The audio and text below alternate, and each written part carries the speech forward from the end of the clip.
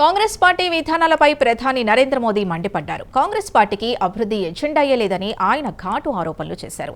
మైనారిటీల బుజ్జగింపు రాజకీయాలకే హస్తం పార్టీ అత్యంత ప్రాధాన్యం ఇచ్చిందని ఆయన ఆరోపించారు. ఈ నేపథ్యంలోనే ప్రత్యామ్నాయంగా వచ్చిన బీజేపీని దేశవ్యాప్తంగా ప్రజలు ఆశీర్వదించడం మొదలెట్టారన్నారు. కాగా మరికొన్ని నెలల్లో అసోంలో అసెంబ్లీ ఎన్నికలు జరగనున్న సంగతి తెలిసిందే.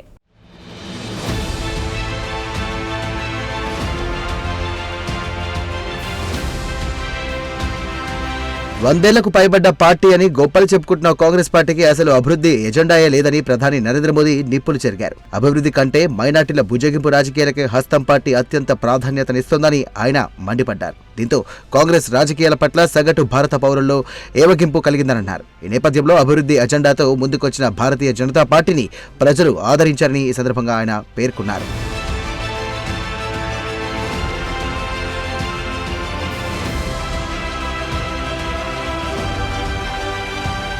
కాగా ఈశాన్య రాష్ట్రమైనటువంటి అస్సాంలో మరికొన్ని నెలల్లో అసెంబ్లీ ఎన్నికలు జరగనున్నాయి. అయితే అస్సాంలో ప్రస్తుత భారతీయ జనతా పార్టీ అధికారంలో ఉన్న సంగతి తెలిసిందే.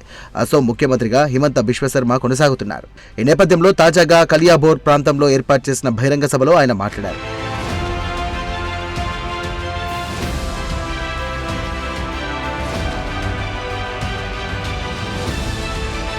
భారత ప్రజలు మైనార్టీల బుజ్జగింపు రాజకీయాలను కోరుకోవడం లేదన్నారు ప్రధాని. పారదర్శకతతో కూడిన సుపరిపాలనను ప్రజలు ఆశిస్తున్నారన్నారు. అలాగే ప్రజలకు మంచి పరిపాలన అందించడం పాలకుల బాధ్యత అన్నారు ప్రధాని మోదీ. కాగా ప్రస్తుతం భారతీయ జనతా పార్టీ అదే పని చేస్తోందన్నారు.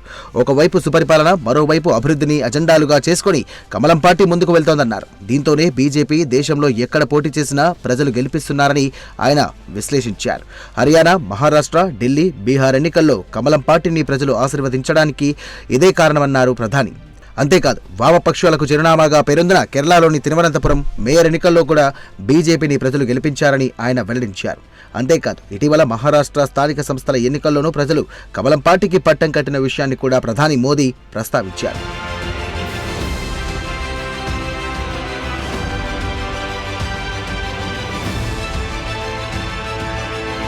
అనేక అంశాలపై కాంగ్రెస్ పార్టీ అవలంబించిన విధానాలపై ప్రధాని నరేంద్ర మోదీ మండిపడ్డారు. కేవలం ఎన్నికల ప్రయోజనాల కోసం భారత జాతి వ్యతిరేక శక్తులతో కాంగ్రెస్ పార్టీ అనేకసార్లు పొత్తులు పెట్టుకుందని ఆయన గుర్తు చేశారు. అస్సాంలో గతంలో కాంగ్రెస్ ప్రభుత్వం ఉన్నప్పుడు ఇక చొరబాట్లు ఏ రేంజ్లో ఉండేవో అందరికీ తెలిసిన విషయమేనంటున్నారు. అనేకసార్లు కేవలం చొరబాటుదారుల మద్దతుతోనే అస్సాంలో కాంగ్రెస్ పార్టీ ప్రభుత్వాలు ఏర్పాటు చేసిన విషయం బహిరంగ రహస్యమేనన్నారు.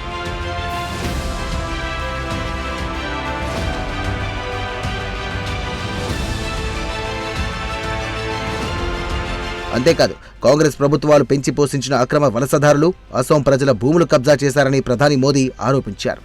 అంతేకాదు, అస్సాం ప్రజల సంస్కృతిపై చొరబాటుదారులు పెద్ద ఎత్తున దాడులు చేశారని కూడా ఆయన ఆరోపించారు. అంతిమంగా చొరబాటుదారుల కారణంగా అస్సాం ప్రజలు ఐడెంటిటీయే ప్రమాదంలో పడిందనన్నారు ఆయన.